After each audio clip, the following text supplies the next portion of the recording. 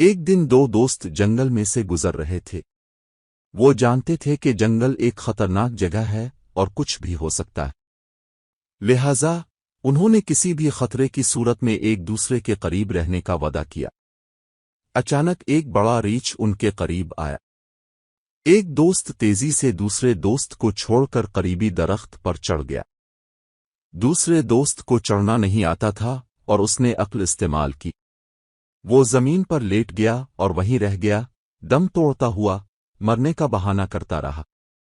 ریچھ زمین پر پڑے دوست کے قریب پہنچا۔ جانور نے آہستہ آہستہ دوبارہ بھٹکنے سے پہلے اپنے کان کو سونگنا شروع کر دیا، کیونکہ ریچھ کبھی مرنے والوں کو ہاتھ نہیں لگاتا۔ جلد ہی وہ دوست جو درخت میں چھپا ہوا تھا نیچے آ گیا۔ اس نے اپنے دوست سے پوچھا، میرے پیارے دوست، ریچھ نے تم سے کیا راز سرگوشی کی؟ دوست نے جواب دیا، ریچھ نے مجھے صرف یہ مشورہ دیا کہ جھوٹے دوست پر کبھی یقین نہ کرنا۔ اخلاق: ایک سچا دوست ہر حال میں آپ کا ساتھ دے گا اور آپ کے ساتھ کھڑا ہوگا۔